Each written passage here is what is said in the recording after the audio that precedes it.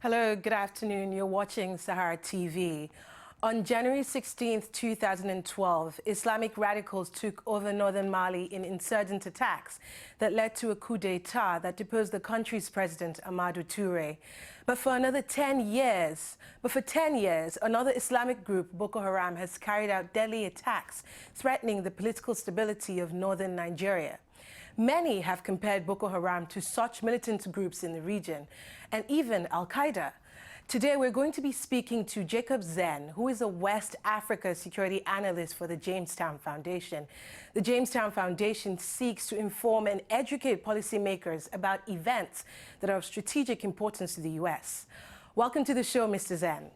Thank you very much. My pleasure to discuss this issue with you. Thank you so much for making out time for us today. Sure, anytime.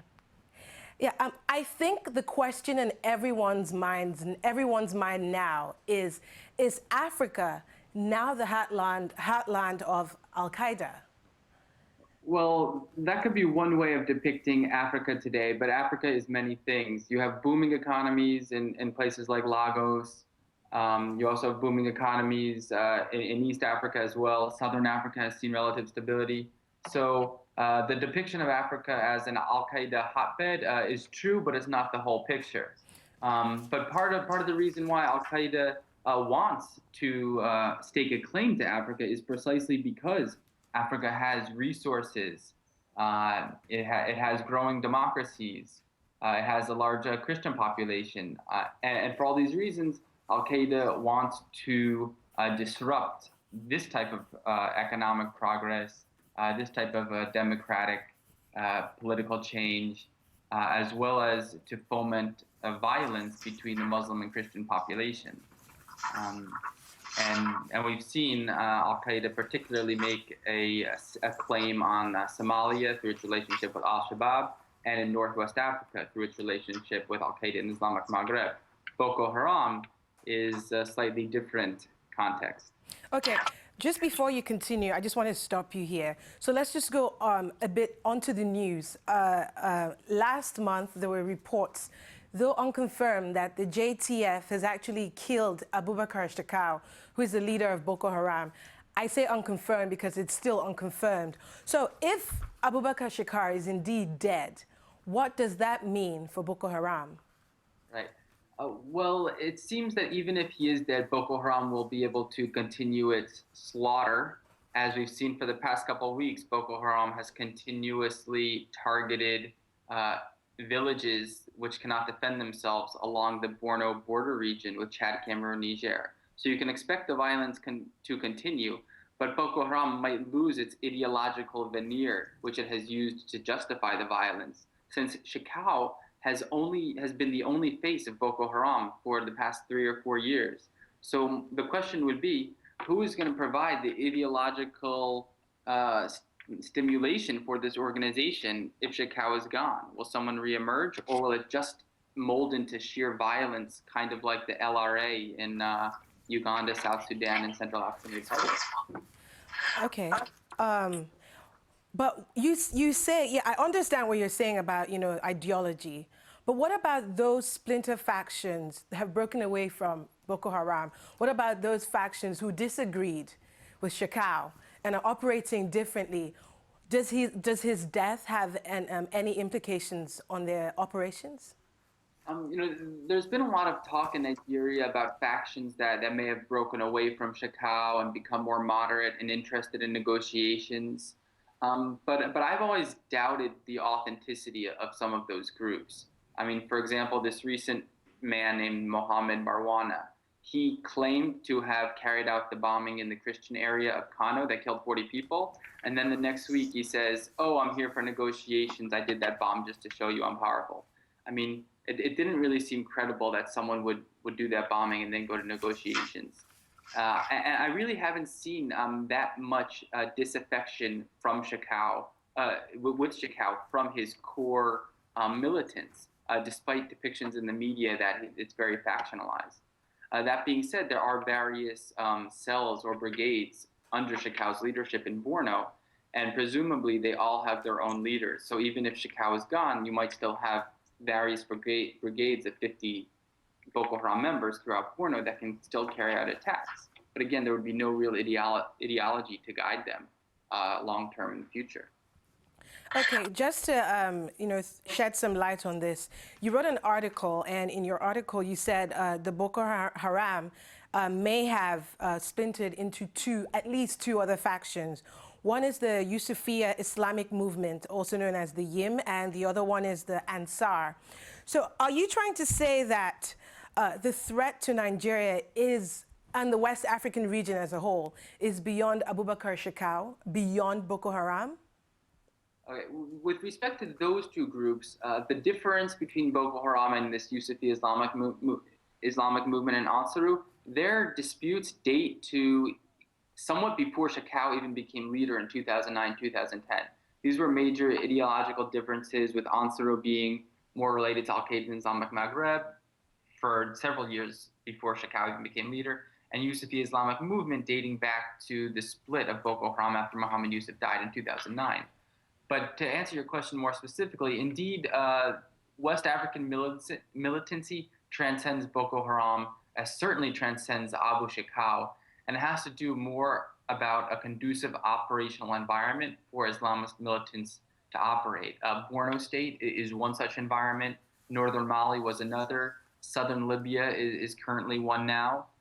So those are the main issues, and we speak about transcending Boko Haram. Well, I'm just going to take something from what you said. You said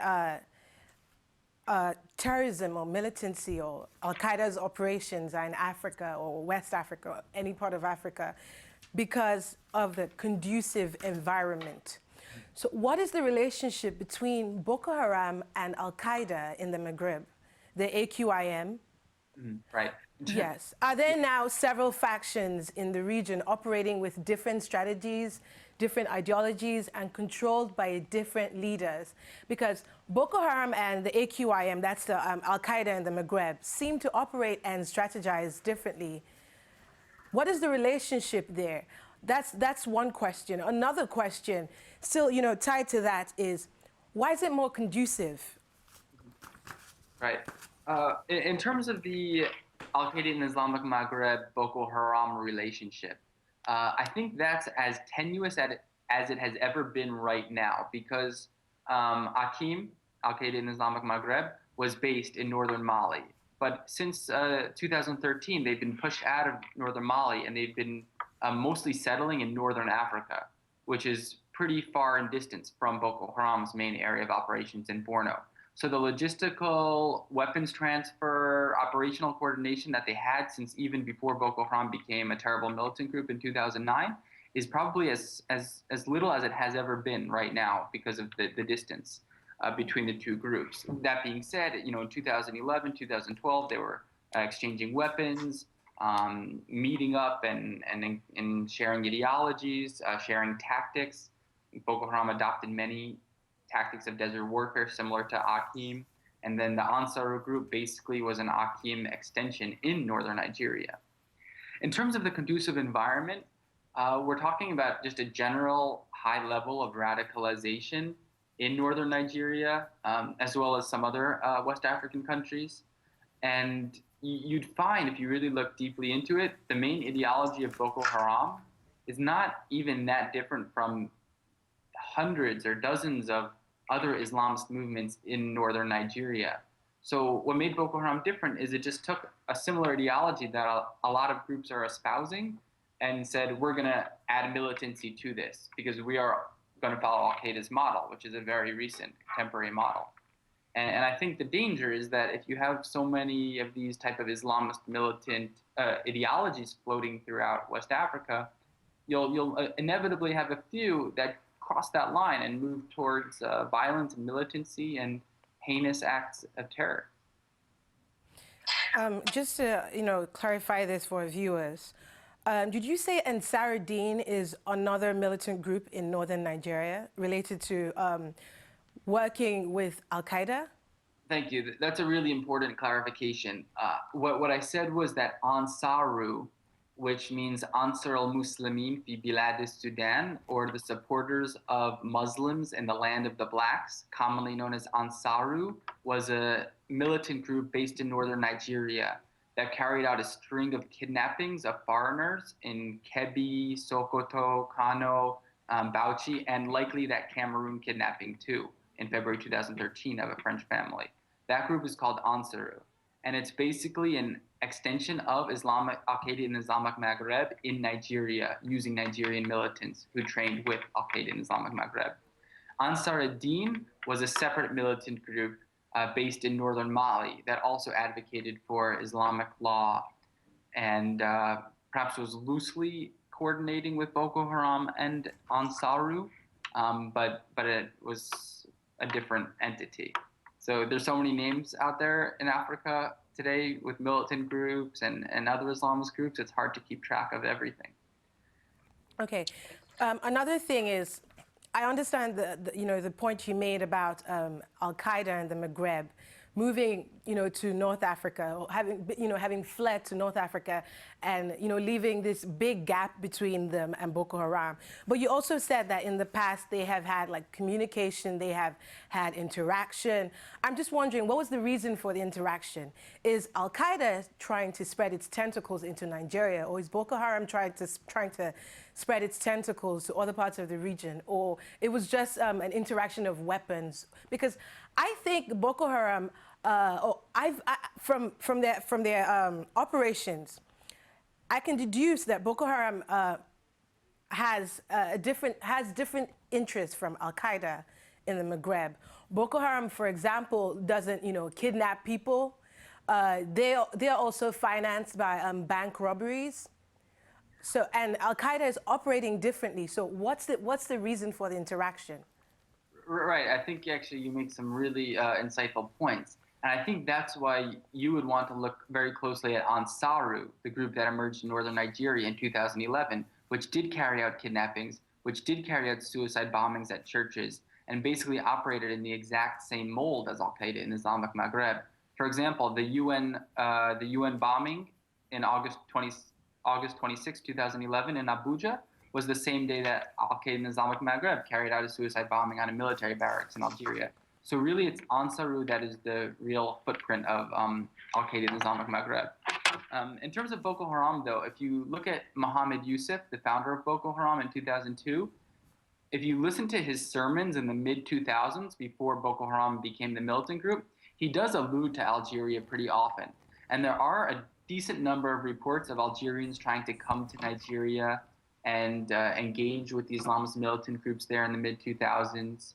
And then more recently, when Boko Haram became a militant group, you saw weapons coming into Nigeria from Mali.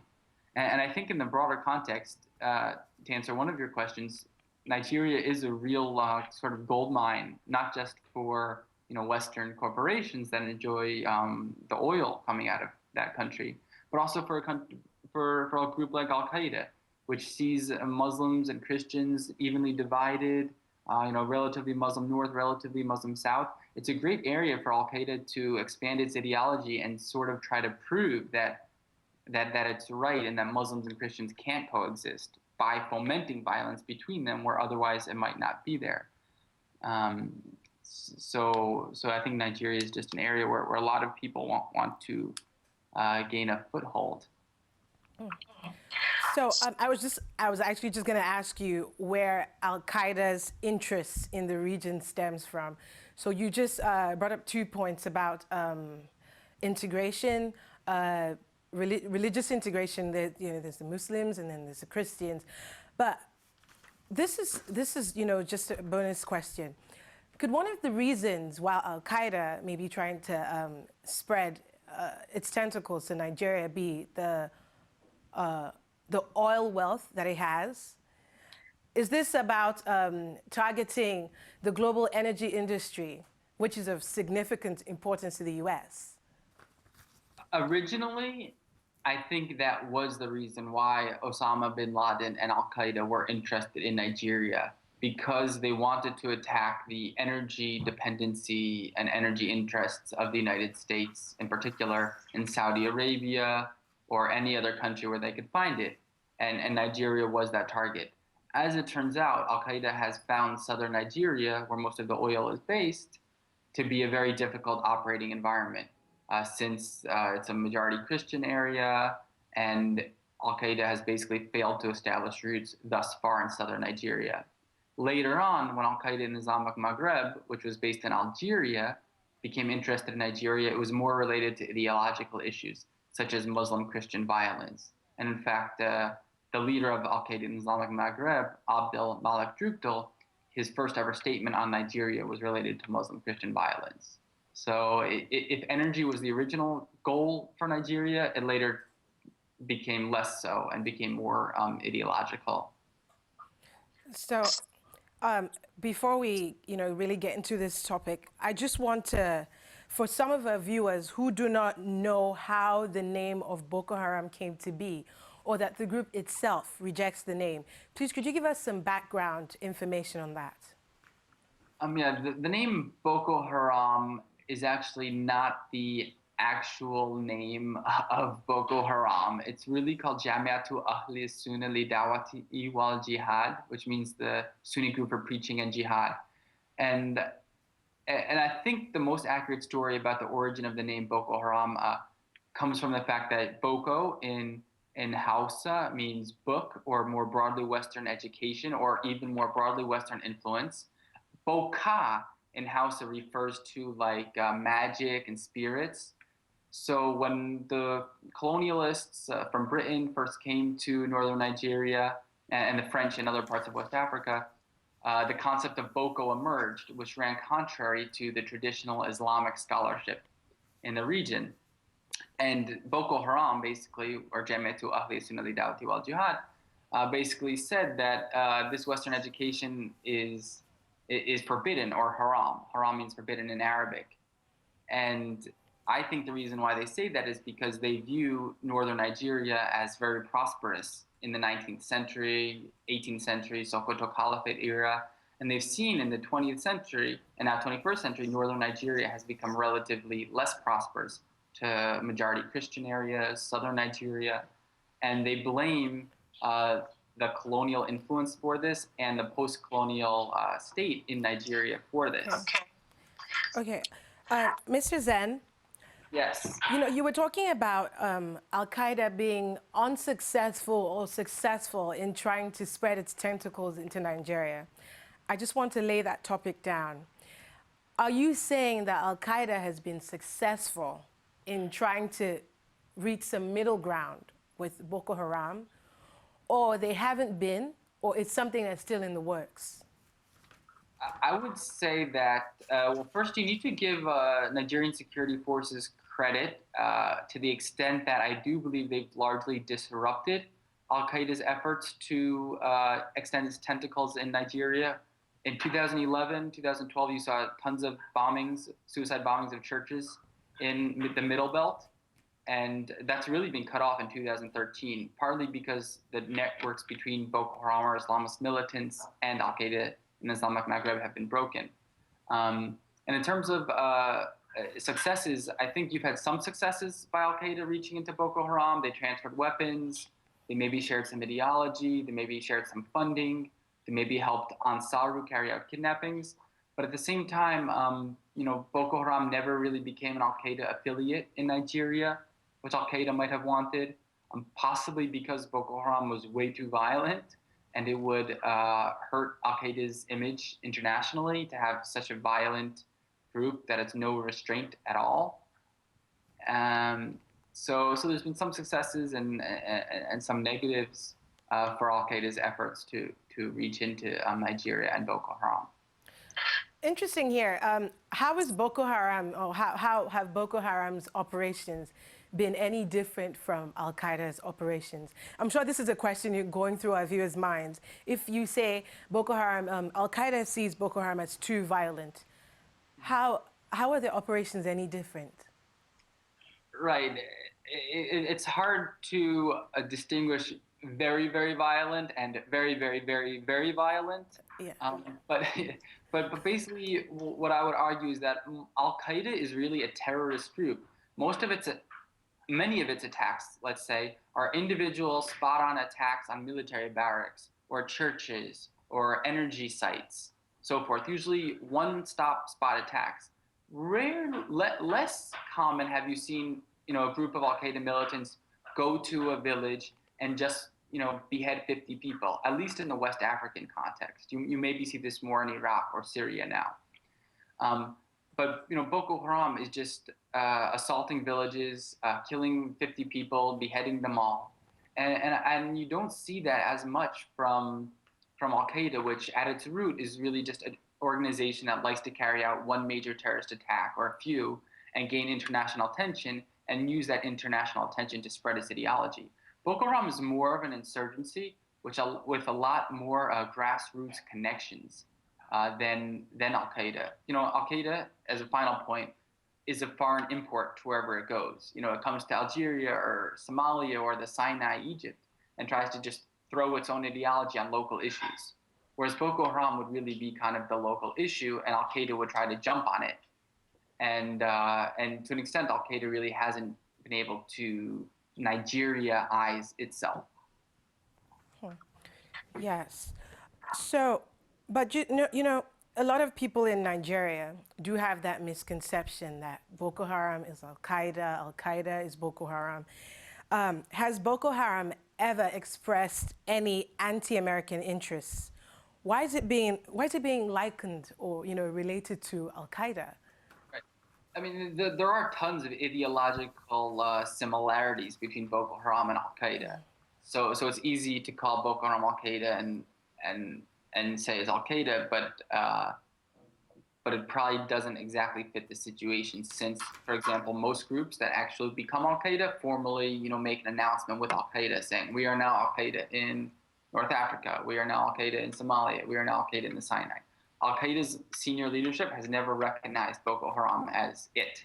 But has Boko Haram ever expressed any anti-American interests?